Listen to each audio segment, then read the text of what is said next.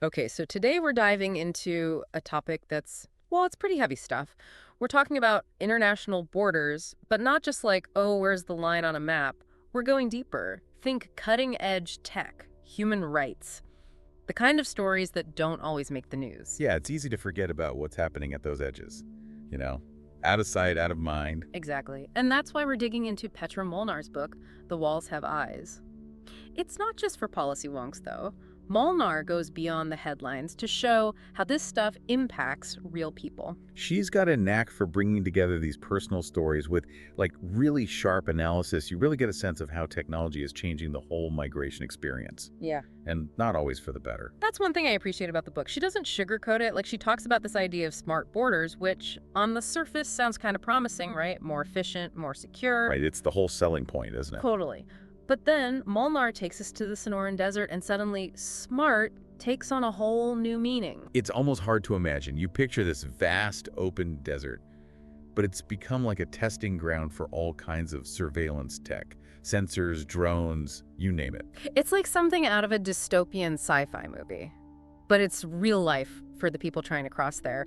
And they're being forced into increasingly remote, dangerous areas just to avoid detection. And then there's the whole issue of the rescue beacons, right? Oh, right, the beacons. Okay, so for our listeners who haven't read the book, these are like these 8-foot tall towers, right? They're supposed to help people in trouble, but they're actually rigged to... To alert Border Patrol. Yeah. So it's like this awful dilemma for anyone who's lost or injured. Do you risk dying of thirst or exposure? Or do you trigger the beacon and face almost certain deportation? It's lose-lose. And then, and this is where it gets really messed up, Molnar talks about this idea of a gentler death. Like, because people are dying in more remote areas, it's somehow more acceptable. Right, because it's not happening right in front of us. It's easier to ignore.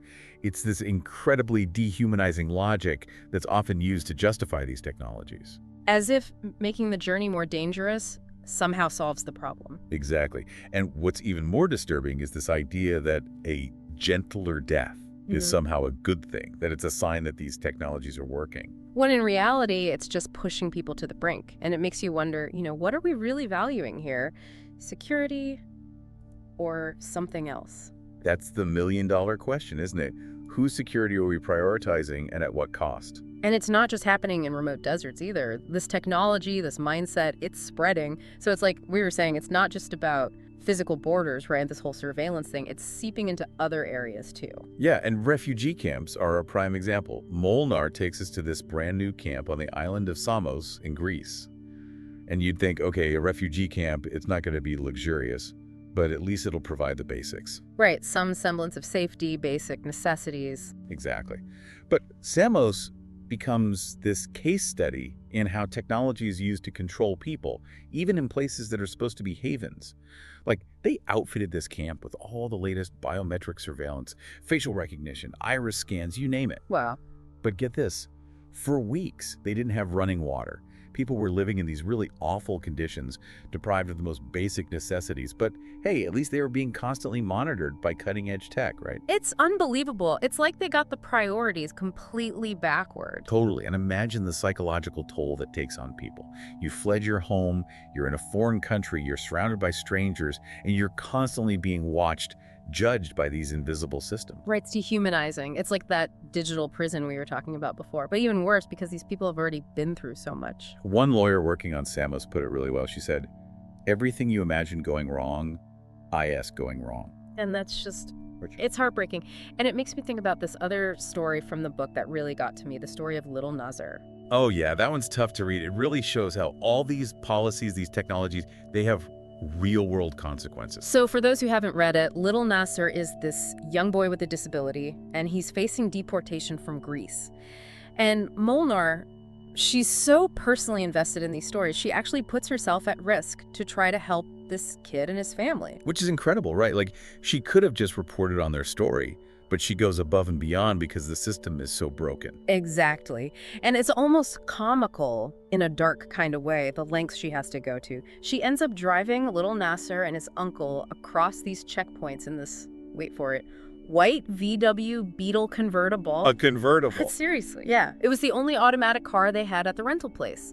So she's driving around, potentially aiding and abetting in this totally conspicuous car. It's just, It highlights the absurdity of the whole situation. Like something out of a movie. But it's also a testament to Molnar's dedication. She saw a problem and she acted. Absolutely. And it made her realize that there's this whole other side to this story, this whole industry that benefits from this border security craze. Right, the border industrial complex. Exactly. And she talks about going to this thing called the Defense Exhibition at Athens. Imagine a trade show, but instead of selling toasters and stuff, they're hawking surveillance drones, facial recognition software, all the latest border tech. It's kind of terrifying when you think about it. These technologies are being marketed and sold like any other commodity. And she has this one anecdote that really stuck with me. She's trying out this radar system, and the vendor makes this really inappropriate joke, like a sexist joke about women's bodies, to try to sell it to her.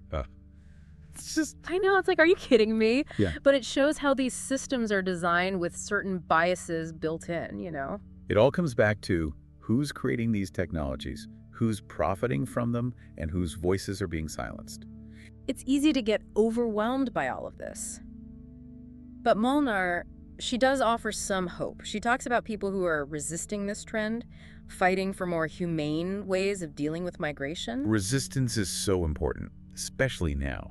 It would be easy to just throw up our hands and say, well, there's nothing we can do. But there are people out there who are making a difference. It's like, when you read something and it just stays with you? That's how I felt about that story with Igor. Just, wow. Right. It would have been so easy for him to just, mind his own business. Yeah. But he does the opposite. Totally. Imagine, you're picturing like a little cottage, right? Warm, inviting, smells like honey cake, and outside it's freezing. People are desperate. And he opens his door anyway, knowing he could get in trouble for it. Exactly. It makes you think, what if everyone thought like that? What if instead of these high-tech walls, we built more bridges, That's the kind of radical empathy that's needed right now. Because it's easy to get caught up in the fear, the us versus them mentality. But Igor's story reminds us that there's another way. There's that saying, right? Be the change you want to see. He's living proof of that. But it also makes you wonder, shouldn't there be more support for people like him? Why does it have to come down to individuals taking these huge risks? That's where systemic change comes in, right? We need both. We need the Igors of the world, the everyday heroes. We need policies that reflect our values, our shared humanity. Totally. So, big picture time, right? If this is the direction we're headed, all this tech, all this surveillance, what does that mean for the future? What kind of world are we building? It's a question we all have to ask ourselves. Because it's easy to get overwhelmed, to feel like we don't have a say in any of this. But we do. Our choices, even the small ones, they matter. So what can we do? Give us something to work with here. Well, first off, we have to stay informed, right? Read books like Molnar's, support organizations doing good work on the ground. Okay, so knowledge is power. Got it. What else? Don't be afraid to speak up. Challenge the status quo. Yeah. Ask those tough questions about how technology is being used, who's benefiting, and who's being left behind. Hold people accountable, basically. Exactly. Because this isn't just about borders, right? It's about the kind of society we want to live in. So much bigger than just lines on a map. It's about our values, our humanity. Wow. Okay. I think we need a moment after that.